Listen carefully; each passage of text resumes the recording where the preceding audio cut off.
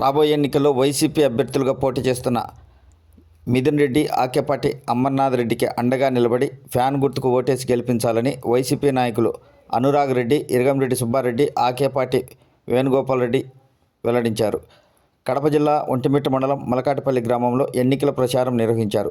ఇంటింటికి తిరిగి సంక్షేమ పథకాలు యథావిధిగా కొనసాగాలంటే రాబోయే ఎన్నికల్లో వైసీపీ గెలిచి జగన్మోహన్ రెడ్డి ముఖ్యమంత్రి కావాలని ప్రజలకు సూచించారు.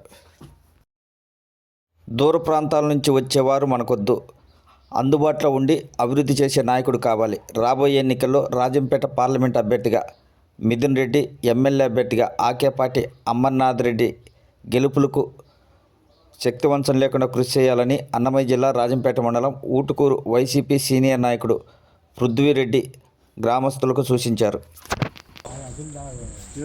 మనమంతా కూడా ఫ్యాన్ గుర్తు ఓటు వేయాలా, ఫ్యాన్ పెట్టుకొని గెలిపించుకోవాలా. మనకు ఎవరైనా వచ్చి ఈ సమస్య కానీ పలాంటి పోయింది డెవలప్మెంట్ కూడా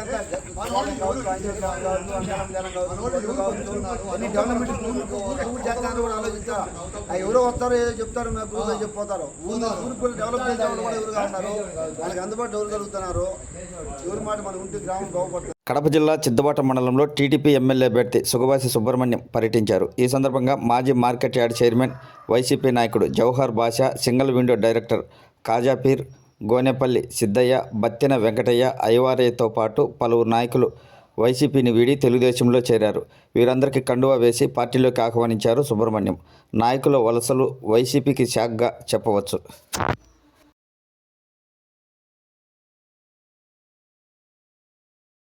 రాబోయే ఎన్నికల్లో సైకిల్ గుర్తుకు ఓటేసి రాయచోటి ఎమ్మెల్యే అభ్యర్థిగా తనను గెలిపించాలని మండిపల్లి రాంప్రసాద్ రెడ్డి ప్రజలను కోరారు.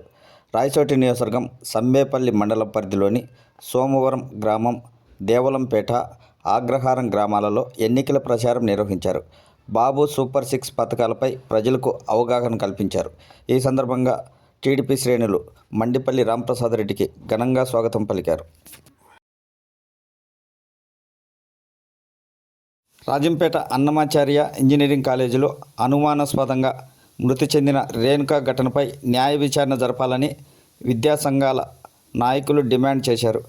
కాలేజీ గేట్లు మూసివేయడంతో అక్కడే బైఠాయించి నిరసన వ్యక్తం చేశారు. హాస్టల్ గదిలో అమ్మాయి ఉరివేసుకొని మృతి చెందిన సంఘటన అందరికీ తెలిసిందే. విద్యార్థి సంఘాల నాయకులు కాలేజీ దగ్గరికి చేరుకోవడంతో కొంత ఉద్రిక్తత వాతావరణం నెలకొంది.